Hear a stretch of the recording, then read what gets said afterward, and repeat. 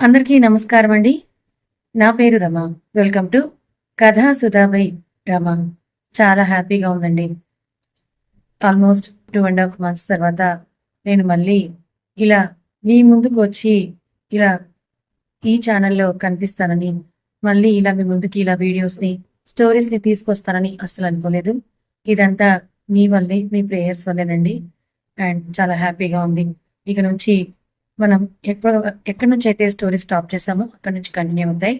అలాగే contract marriage series అనేది ఇక్కడ కంటిన్యూ అవుతుంది. అలాగే ప్రీవియస్ ఎపిసోడ్స్ అన్ని మన న్యూ ఛానల్ మదిదోచిన కథల్లో ప్రసారం అవుతాయి. కొత్తగా చూసే వాళ్ళు ఎవరైనా ఈ స్టోరీని స్టార్టింగ్ నుంచి చూడాలనుకుంటే అక్కడ చూడండి. మరి లేట్ చేయకుండా ఈరోజు మనం ఇప్పుడు కథలోకి వెళ్ళిపోదామా? మీకు ఆల్రెడీ తెలుసు, మార్నింగ్ టైంలో నీతో చుంబనమే వస్తుంది, ఈవినింగ్ టైంలో కాంట్రాక్ట్ మ్యారేజ్ వస్తుంది. సో ఇప్పుడు నేను నీతో చుంబనమే నెక్స్ట్ పార్ట్ ఇస్తున్నాను. ఆ తర్వాత evening contract marriage continuation part ఉంటుంది. మరి కథలోకి వెళ్ళిపోదామా? నీతో చుంబనమే 18వ భాగం. రచయిత సునందారాం గారు. ఇప్పుడు దీని ప్రీవియస్ ఎపిసోడ్స్ ఎవరైనా మిస్ అయినట్లయితే మన ఛానల్లో ఉన్నాయి, చదవండి. దాని తర్వాత ఈ పార్ట్ని చదవండి. ఒకవేళ మీరు కనుక కంటిన్యూషన్ మిస్ అయ్యి ఇబ్బంది పడుతున్నట్లయితే ఇక్కడ మన మధు సిద్ధు తనని ఎలా కలిశాడో గుర్తు చేసుకుంటుంది గతాన్ని. మీకు తెలుసు కదా. మరి స్టోరీలోకి వెళ్ళిపోదామా? నేను ఇంత భయపడుతున్నానా? నా ముందు నిలబడిన ఆ కరెంట్ పోల్ ఫేస్ ఫీలింగ్స్ చూడాలని చాలా ఆత్రం కలిగింది నాకు.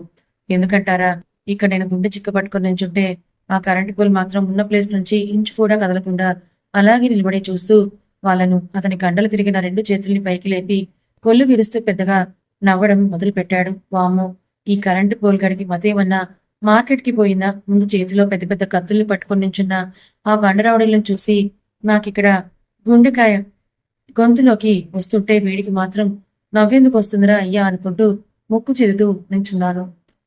ఇంతలో నవ్వుతున్న ఈ కరెంటు పోల్ని చూసి ఆ బండరౌడి గాలు బాగా మండినట్టుంది.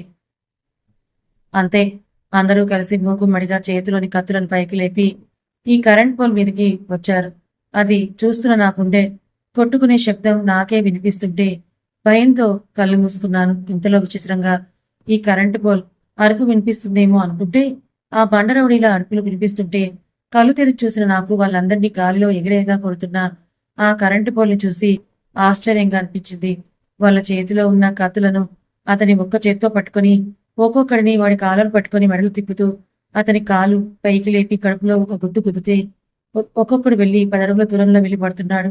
ఒకటి తర్వాత మరొకడిని అలా కొడుతూ ఉంటే వాళ్ళు పెట్టే గావు కేకలు, ఆర్తనాదాలు చూసి జనాలందరూ అక్కడికి వచ్చి మరీ చూస్తున్నారు. వాళ్ళందరినీ భూమికి అతికించేసిన అతను పక్కనే ఉన్న గురాడితో పద హాస్పిటల్కి వెళ్దామని చెప్తూ అతనితో పాటుగా ముందుకు నడిచాడు. ఇంకా నేను కూడా నా దారిలో నేను పోదాంలే అనుకుని ముందుకు వెళ్తున్నాను. విచిత్రంగా మా దారులు కూడా ఒకటే అవడంతో నా ముందు వెళ్తున్న కరెంటు పోల్ ముఖం మాత్రం చూడలేకపోయాని అని అనుకుంటూ ముందుకు నడుస్తున్న నేను ఏమరపాటుగా పక్కకు తిరిగి చూశాను. అంతే, కింద పడ్డ రౌడీలో ఒకడు ఆ కరెంటు పోల్ మీదకి కత్తు పట్టుకుని దూసుకురావడం నాకు కనిపించింది. కానీ అతను అది గమనించకుండా పక్కనే ఉన్న కుర్రాడితో మాట్లాడుతూ ఇతన్ని గమనించలేదు. ఏం చేయాలో అర్థం కాలేదు నాకు. చూడబోతే ఆ రౌడీ గాడికి కరెంట్ పోల్ కి మధ్య దూరం 2 అడుగుల్లోకి వచ్చేసింది. అంతే, నాకు ఆ కరెంట్ పోల్ మధ్య దూరం కూడా 2 అడుగులే కావడంతో నేను వేగంగా అతని షర్ట్ పట్టుకుని నా వైపుకు బలంగా లాగాను. రెప్ప పాటలో అతని మీద పడిపోయిన కత్తిపోటును పడకుండా ఆపగలిగాను. కానీ నేను లాగిన ఫోర్స్ కి ఆ కరెంటు పోల్ కూడా బ్యాలెన్స్ చేసుకోలేక నా మీద పడిపోయాడు. అంతే, అప్పుడు చూశాను అతని ముఖాన్ని అతి దగ్గరగా. చిరుత కళ్ళేమో కానీ ఎందుకో ఇప్పుడు నవ్వుతున్నాయి. అవి నిటారుగా ఉన్న ముక్కు, దాని కిందే ఉన్న పెదవులు మాత్రం కనిపించినట్టుగా ఉన్నాయి. మరి పైన కప్పేసిన అతని మీసంలో పై పెదవి దాగి ఉంటే కింద ఉన్న గుబురు గడ్డంలో కింద పెదవి దాగి ఉంది. మరి అతని చూపు కూడా నా వైపే పట్టి పట్టి చూస్తున్నట్టుగా ఉంది. ఇంతలో ఆ బండరౌడీగాడి చేతిలో ఉన్న కత్తిని ఎవరో లాక్కున్నట్టుగా అనిపించింది. కానీ అతను కనిపించలేదు.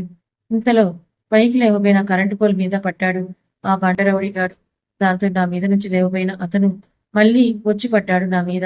కానీ ఈసారి మాత్రం అతని ముఖం నా ముఖానికి అతి చెరువులో వచ్చి ఆగింది.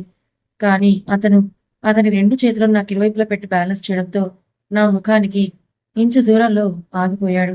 నా ముఖానికి ఇంచు దూరంలో ఆగిన అతను నా కలలోకి చూస్తున్నాడు. రెప్ప వేయకుండా. ఆ ఇంచు దూరం కూడా మా ఇద్దరి కట్టుగా ఉందనో ఏమో.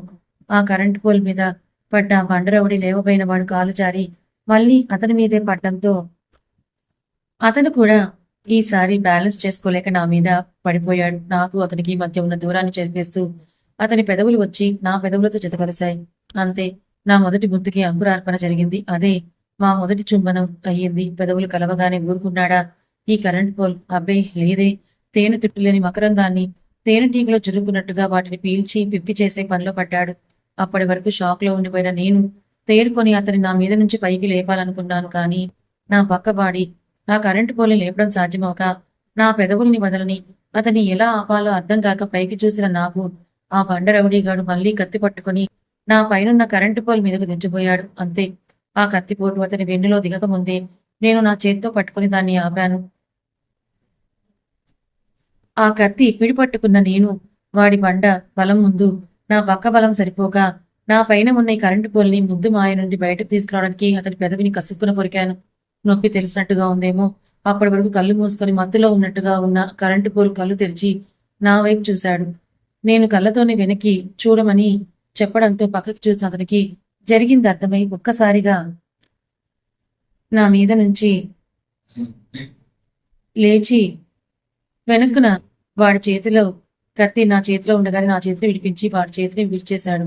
వాడు పెట్టిన గావు కేకకి తుల్లిపడ్డాను నేను. అంతే. ఇంకక్కడే ఉంటే ఇంకేంటి చూడాల్సి వస్తుందో అన్న భయంతో పైకి లేచి కింద పడ్డ బ్యాగ్ తీసుకుని కత్తిపిడికి ఎర్రగా కమిలిన నా చేతిని చూసుకుంటూ ముందుకు కదిలాను. ఏయ్ హనీబీ అనే పిలుపు వినిపించి వెనక్కి తిరిగి చూశాను. ఆ కరెంట్ పోల్ గడు నా వైపే చూసి నవ్వుతూ I love you my dear honeybee అని చెప్తూ నా వైపే వస్తూ కనిపించాడు. అంతే. అతను చెప్పిన మాటకు ఆశ్చర్యంతో నోరు తెరుచుకుని చూస్తూ ఉండిపోయాను నేను. ఇంతలో నా పక్క నుంచే వెళ్తున్న పార్టీ కార్యకర్తలు ప్రచార కార్యకర్తలు చేస్తున్న నినాదాలకి తేరుకుని నాకు దగ్గరగా వస్తున్న ఆ కరెంటు పోల్ గాడి వైపు ఒకసారి చూసి ముందుకు పరిగెత్తాను. ఒక్కసారి పరిచయానికి నాకు ముద్దు పెట్టాడు సచ్చినోడు. అమ్మో, ఇంకక్కడే ఉండి వాడి చేతికి దొరికితే కన్ఫర్మ్ గా ఏదో ఒకటి చేస్తాడు. ఆ చూపు చూడు ఎలా చూస్తున్నాడు అని ముందుకు పరిగెత్తుతున్న నేను నా వెనక్కి తిప్పి నా వైపుగా పరిగెడుతున్న అతని కళ్ళల్లోకి చూసి ఏదో అమూల్యమైన భాండాగారం ఏదో వాడికి దొరికినట్టుగా చూస్తున్నాడు. అమ్మో, అయినా వీడేంటి ఇలా చూస్తున్నాడు? పైగా ఐ లవ్ యూ కూడా చెప్పాడు. ఇప్పుడు ఏమో ఏకంగా నా వెంటే పడుతున్నాడు. భయం భయంగానే వాడి వైపు చూస్తూ నా వైపే పరిగెత్తుకుంటూ వస్తున్న అతనికి కనిపించకుండా నా ముందు వెళ్తున్న ఆ ప్రచారకర్తల మధ్యలో దూరిపోయాను. నా కోసం చుట్టూ చూస్తూ వెతుకుతున్న అతన్ని గమనిస్తూనే ఇంతలో బస్ రావడంతో బస్ ఎక్కి ఊపిరి పీల్చుకున్నాను. అంతటితో అతని గొడవ వదిలిపోయిందిలే అనుకున్నాను. కానీ నాకేం తెలుసు, అతను మళ్లీ వెతుక్కుంటూ నా కోసం మా ఊరు వరకు వస్తాడని కలలో కూడా ఊహించలేదు నేను. ఇంతలో సిద్ధు గారు రావడంతో గతంలో నుండి బయటకు వచ్చింది మధు. తనలో తనే సిగ్గుపడుతూ నవ్వుకుంటున్నా మధు వైపు చూస్తూ లోపలికి వచ్చిన సిద్ధు, ఏంటి బంగారం, నీలో నువ్వే సిగ్గుపడుతూ నవ్వుకుంటూ సిగ్గుపడుతున్నావు? ఏం గుర్తొచ్చిందేంటి? కళ్ళెగరేసి అడుగుతున్న సిద్ధు వైపు చూస్తూ ఏం లేదు అని సిగ్గుపడుతూ చెప్తున్న మధు దగ్గరికి వెళ్ళి ఆహా అంటూ ఆమె మొమ్ముని అతని రెండు చేతుల్లోకి తీసుకున్న సిద్ధు మధు కళ్ళల్లోకి చూస్తూ బంగారం, నిన్నొకటి అడగనా? ఏమిటన్నట్టుగా చూస్తున్న మధు వైపే చూస్తూ నేను ఇప్పటి వరకు నీకు చాలాసార్లు చెప్పిన విషయమే కానీ చెప్తున్న ప్రతిసారి మాత్రం ఆ ఫీలింగ్ నా మనసులో నుంచే వస్తుందంటే నువ్వు నమ్ముతావో లేదో కానీ చెప్తున్నా, నాకు మాత్రం ప్రతిసారి కొత్తగానే ఉంటుంది. ఐ లవ్ యూ అని చెప్తున్న సిద్ధు గారి కళ్ళల్లో ఎప్పుడూ కనిపించే మెరుపులోని వెలుగు మాత్రం ప్రతిసారి నా మనసుకు తాకుతుంది. ఆ రోజు కూడా అందుకే కదా అక్కడే ఉంటే ఎక్కడ అతని కళ్ళల్లో కనిపించే ప్రేమ వెలుగు నా మనసును తాకుతుందేమో అన్న భయంతో అతని నుండి దూరంగా వచ్చేసింది. నాలో నేను మాట్లాడుకుంటూ సిద్ధు వైపు చూశాను. విన్నావు కదా, మరి నా ప్రశ్నకు సమాధానం ఎప్పుడు చెప్తావు అని అడుగుతున్నా. సిద్ధు మాటలకు నవ్వుతూ మీ ప్రశ్నలకు సమాధానం మీకు మీ పుట్టినరోజు చెప్తాను సిగ్గుపడుతూ చెప్తున్న మధు వైపు చూస్తూ, అయితే నా బంగారం నా ప్రశ్నకు సమాధానం చెప్పి ఇన్ని రోజుల నా నిరీక్షణకు స్వస్తి పలకపోతోందన్నమాట. మరి పుట్టినరోజు పాపాయికి బహుమతి కూడా ఇస్తుందో లేదో చూడాలి మరి అంటూ అతని మనసులోని కోరికను కూడా మధు ముందు బయటపెట్టిన సిద్ధు వైపు చూసి మరి కాస్త బుగ్గల్ని ఎర్రగా చేసుకుంటూ ఏమో మరి మీరు అడిగిన ప్రశ్నకు నేను ఇచ్చే సమాధానంలోనే మీకు మీ బహుమతి దొరుకుతుందో లేదో తెలుస్తుంది చెప్పండి అని చెప్పి నవ్వుతున్న మధు నవ్వులో జత కలుపుతాడు సిద్ధు. డైనింగ్ టేబుల్ దగ్గర కూర్చున్న కుటుంబ సభ్యులందరూ టిఫిన్ చేస్తూ మాటల్లో ఉన్నారు. అప్పటికే పరశురామ్ గారు మనోహర్ గారు తినేసి వెళ్ళిపోవడంతో సిద్ధు ఆఫీస్ పని మీద ఉదయాన్నే వెళ్ళిపోవడంతో కైలాసం కూడా 2 రోజులు ఫ్రెండ్ ని కలిసి వస్తా అని చెప్పి ఎక్కడికో వెళ్ళిపోవడంతో త్రిపుర గారితో పాటు మిగిలిన వాళ్ళుంటారు. ఏమ్మా ప్రియా ఎక్కడికి వెళ్ళావు? 2 రోజులుగా ఇంట్లో లేవు అడుగుతున్న త్రిపుర గారితో మన ఆఫీస్ పని మీద బావ వేరే ఊరు పంపించాడు రాని. అప్పుడే నా మనవరాలు అన్ని బాధ్యతలు నెత్తినే వేసుకుని కష్టపడుతోంది పాపం అని ప్రియా వైపే జాలిగా చూస్తూ అంటారు ఆవిడ. కొంతమంది ఉంటారు తినడం ఓ బ్యాగులు వేసుకొని తిరగడం తప్పితే బాధ్యతలు ఎప్పుడు తీసుకుంటారో ఏంటో. నా మనవరాలు అమెరికాలో చదువుకొని వచ్చింది కాబట్టి అన్ని బాధ్యతలు అప్పుడే తీసుకొని నా మనవడికి చేదోడు వాదోడుగా ఉంటుంది. ఈ పిల్ల ఎప్పుడు చదవాలి, ఎప్పుడు ఆఫీస్కి పోవాలి అని పుల్లవిరుపు మాట్లాడుతూ మూతి తిప్పుతారు ఆవిడ. నువ్వు ఊరుకోగ్రాని, ఇప్పటికైనా అవి చూసుకోవాల్సింది నేనే కదా. మన ఆఫీస్లో నా బావ కోసం నేను కష్టపడితే తప్పేంటి చెప్పు అంటూ తన వైపే కోపంగా చూస్తున్న మధు వైపు చూస్తూ కన్ను కొడుతుంది ప్రియ. ప్రియ వైపు చూడటం కూడా ఇష్టం లేనట్టుగా మొహం తిప్పుకుంటుంది మధు. అవునవును అమ్మమ్మ గారు, ప్రియా చెల్లెమ్మ ఆఫీస్లో చాలా కష్టపడిపోతుంది. ఎంత కష్టపడుతుందంటే ఇంత అంటూ ఫోన్లో వీడియో ప్లే చేస్తాడు అజయ్. ఆ వీడియో చూస్తున్న త్రిపుర గారి కళ్ళు ఆశ్చర్యంతో పెద్దవవుతాయి. ఏంటే ప్రియా ఇది? ఆ పొట్టి బట్టలేంటి? ఆ జుట్టు విరబోసుకొని ఆ పిల్లలతో ఆ గంతులేంటి? అడుగుతున్న త్రిపుర గారి వైపు చూస్తూ అది గ్రాని ఆఫీస్ అయిపోయాక ఫ్రెండ్స్ పిలుస్తుంటేను వెళ్ళక తప్పలేదని ఇబ్బందిగా చెప్తూ అజయ్ వైపే గుడ్లురిమి చూస్తున్న ప్రియకి కేర్లెస్ లుక్ ఇచ్చి, అయ్యో అమ్మమ్మ గారు, మీరు వాళ్ళ చేతిలో ఉన్న గ్లాసులు పీకల గురించి మర్చిపోయినట్టున్నారని చెప్తూ ఇంకాస్త ఇరికించూరుకుంటాడు అజయ్. ఆ గ్లాసులు సరే కానీ ఆ పీకలేంట్రా, నెల తక్కువ పెదవా. అమ్మో ఇవి నోటి చిక్కానంటే నమ్ములు వింగేస్తుంది అనుకుంటూ అదే అమ్మమ్మ సిగరెట్లు అని నోటి దగ్గర వేలు పెట్టుకొని చూపిస్తాడు అజయ్. అంతే కోపంతో ఊగిపోతూ, ఏమి నువ్వు నువ్వు అమెరికా వెళ్ళి నేర్చుకొచ్చింది ఇలాంటి అలవాట్లునా? బుద్ధి లేదు, ఆడపిల్ల లక్షణాలైనా అవి ఇచ్చి అని చేదరించుకొని వెళ్ళిపోతారు. త్రిపుర గారికి తనకి గొడవ పెట్టినందుకు అజయ్ వైపే కోపంగా చూస్తూ చూస్తాను రాని సంగతి అనుకుంటూ వెళ్ళిపోతుంది. వెళ్తున్న ప్రియా వైపే చూస్తూ వెళ్ళవమ్మా, ఇలాంటివి చాలా చూసాంలే కాని అన్నట్టు చూస్తాడు అజయ్. ఏమైందిరా నాని ఎందుకు అంత కోపంగా వెళ్ళిపోతుందంటూ వస్తాడు సిద్ధు. నథింగ్లే కానీ మార్నింగ్ అనగా వెళ్ళి ఇప్పుడు వస్తున్నాం, ఎక్కడికి వెళ్ళావురా? ఆఫీస్లో కాస్త పెండింగ్ వర్క్ ఉంటే పూర్తి చేసుకుని మన ప్రాజెక్ట్ సబ్మిషన్ పూర్తిగా క్లోజ్ చేసి వస్తున్నానని చెప్తూ మధు వైపు చూస్తాడు. తనకి టిఫిన్ పట్టిస్తున్న మధుతో, నువ్వు కూడా కూర్చొని త్వరగా తినేసి నేను కాలేజ్లో డ్రాప్ చేస్తాను సరే అని చెప్పి తలూపి కూర్చున్న మధు కూడా తినేయడంతో ఇద్దరు బయలుదేరుతారు. ఏమండి మిమ్మల్ని ఒకటి అడగొచ్చా అని అంటున్న మధు చేతిలో తీసుకొని తన చేతిలోకి తీసుకొని పెదవులకు తాకించుకుంటూ, ఒకటేంటి బంగారం, చాలా అడగొచ్చు. అది కాదు, మీకు మీ నాన్నగారు ఇష్టమా తాతయ్య గారు ఇష్టమా? ఎందుకు ఇలా అడుగుతున్నానంటే ఆ రోజు కూడా మీకు బెస్ట్ బిజినెస్ మ్యాన్ అవార్డు వచ్చిన రోజు కూడా మీరు మీ నాన్నగారి కంటే ఎక్కువగా మీ తాతయ్య గారిని పొగిడారు కదా, అందుకే అడుగుతున్నా. మధు పెదవులు కోపంతో బిగుసుకుంటే తన కళ్ళల్లో కనిపించే కోపాన్ని సిద్ధు కనపడివ్వకుండా ముఖాన్ని తిప్పేస్తుంది మధు. ఓ అదా, నిజమే, నాకు మా నాన్నగారి కంటే కూడా మా తాతయ్య అంటేనే కాస్త ఎక్కువ ప్రేమ, అభిమానం, గౌరవం. నేను నా చిన్నప్పటి నుంచి నాకు ఏది మంచో ఏది చెడు చెప్తూ నా మీద అందరికంటే ఎక్కువ ప్రేమను చూపించేవారు. అందుకేనేమో ఆయనంటే నాకు కూడా చాలా ప్రేమ.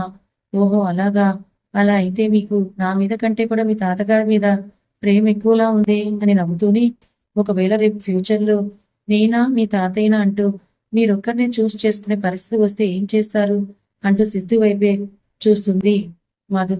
సిద్ధు ఏం చెప్తాడా అని ఆతృతగా చూస్తున్న మధు చేతి మీద పట్టుని బిగిస్తూ అప్పటికే అతని కళ్ళు కోపంతో ఎరిపెక్కితే మధు వైపు సూటిగా చూస్తున్న అతని కళ్ళని చూస్తున్న మధుకి వెన్నులో వణుకు మొదలవుతుంది. సిద్ధు గారు, నాకు భయమేస్తుంది, ప్లీజ్ ఇలా చూడకండి అంటున్న మధు మాటలకి అతను ఏం చేస్తున్నాడో అర్థమైన వాడిలా అప్పటికి అతని పిడికిలలో నలుగుతున్న మధు చేతిని విడిచిపెట్టిన సిద్ధు తన వైపే భయంగా చూస్తున్న మధుని గుండెల్లో అదుముకొని అప్పటికి ఏడుస్తున్న మధు తలపై ముద్దు పెట్టుకుంటూ ఆమె ముఖాన్ని అతని చేతుల్లోకి తీసుకుని, మధు అప్పటికి ఏడవడం వల్ల ఉబ్బిన కళ్ళని చెంపలపై ఉన్న కన్నీటి చారలను చూస్తూ, సారీ బంగారం, నువ్వు అలా అడగగానే నాకే తెలియకుండా నా కంట్రోల్ మిస్ చేసుకుని నీ మీద కోపడ్డాను. ఐఎమ్ వెరీ సారీరా, ఇంకెప్పుడు నీ మీద కోపడను నా బంగారం కదా, ఏడవకంటూ మధు బుగ్గలపై ఉన్న కన్నీటిని తుడుస్తూ ఆమె చెంపలపై కళ్ళపై ముద్దు పెట్టుకుంటాడు. చూడు బంగారం, ఇంకెప్పుడు ఇలాంటి పిచ్చి ప్రశ్నలు వేయకు, నా కోపం వస్తుందని చెప్తూ కార్ స్టార్ట్ చేసి డ్రైవ్ చేస్తున్న సిద్ధు వైపు చూస్తూ, ఆ రోజు తనకు ఛాలెంజ్ చేసి చెప్పిన సిద్ధు తాతయ్య మాటలు గుర్తుకు తెచ్చుకుంటూ, నిజమే మీరు చెప్పిన మాట, నా నిజస్వరూపం ఇంట్లో వాళ్ళకంటే ముందు సిద్ధుకి చెప్పి నమ్మించమని చెప్తున్న ఆయన మాటల్లో ఆంతర్యం ఇప్పుడు అర్థమవుతుంది మధుకి. నిజమే, మీరు మీ మనవణ్ణి బాగా నమ్మించారు, మీ గురించి నిజం చెప్పినా నమ్మడేమో సిద్ధు అని బాధగా అనుకుంటుంది మధు. మధు అలా డల్గా ఉండడం చూడలేని సిద్ధు కాలేజ్ వైపు కాకుండా ఐస్ క్రీమ్ పార్లర్ వైపు కార్ టర్న్ చేసి మధుకి ఐస్ క్రీమ్ తినిపించి ఫోన్ చేసుకునే పనిలో పడతాడు సిద్ధు. కథ ఇంకా ఉంది. మరి సిద్ధుకి మధు నిజం తెలిసేలాగా చేస్తుందా? తన తండ్రిని చంపింది తన తాతయ్య బాబాయిలనే నిజాన్ని సిద్ధుకి నిరూపిస్తుందా లేదా?